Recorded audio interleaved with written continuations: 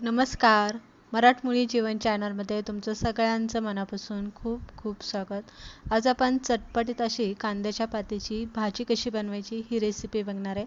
त्यासाठी खूप सारा लसूण आपल्याला इथे ठेचून घ्यायचा आहे. हिरव्या मिरच्या चिरून घेतलेल्या आहे.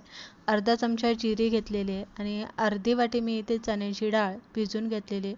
जर तुम्हाला चण्याची डाळ भिजवायची असेल, एखाद्या भाजीसाठी आपल्याला डाळ लागत असेल तर आदल्या दिवशी रात्रीचंच भिजत घालायची किंवा संध्याकाळची पाहिजे नसेल तर सकाळची डाळ भिजत घालायची, म्हणजे डाळ चांगली भिजली जाते.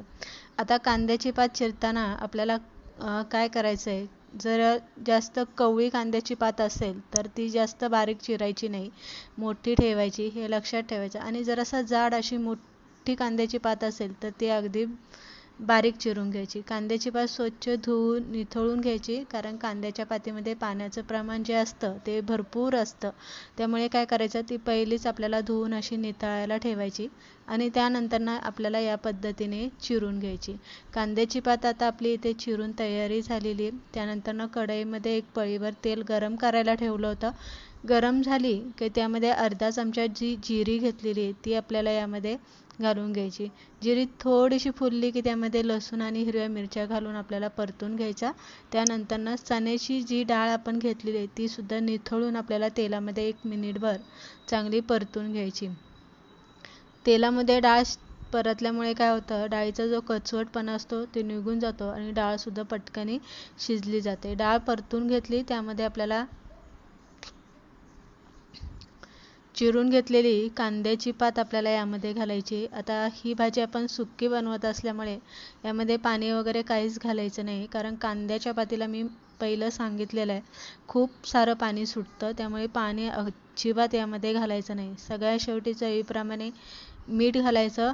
आता ही भाजी जरी आता जास्त दिसत असली तरी ती शिजून बारीक होते, त्यामुळे मीठसुद्धा आपल्या अंदाजानुसार अगदी प्रमाणामध्येच यामध्ये घालायचं.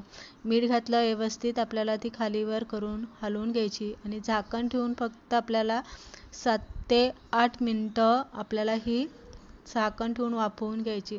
7-8 मिनटानंतर लगेच आपल्याला यावरचं झाकण काढायचं. भाजी व्यवस्थित हलवून घ्यायची. आता ही भाजी ओलली आहे, यामध्ये पाणी अजून पण आहे, पण झाकण काढून आपल्याला ही अशी सुक्की करून घ्यायची. त्यामुळे काय होतं, भाजीचा कलर जो असतो तो काळपट अजिबात होत नाही आणि हिरवीगार अशी कांद्याची पात आपल्याला इथे दिसते. तर इथे बघू शकता, अजून 2-4 मिनिटांनी आपली भाजी पूर्ण सुक्की झालेली आहे. आता कांद्याच्या पातीची भाजी बनवताना ती पूर्ण अशी सुक्की करून घ्यायची. जर तुम्ही त्यामध्ये पाण्याचा अंश राहिला तर भाजी खाताना पांचट लागते, म्हणून भाजी पूर्ण इथे सुक्की करून घ्यायची. तर अशा पद्धतीने कांद्याच्या पातीची मस्त अशी चणा डाळ घालून हिरवीगार भाजी आपण इथे बनवून घेतली.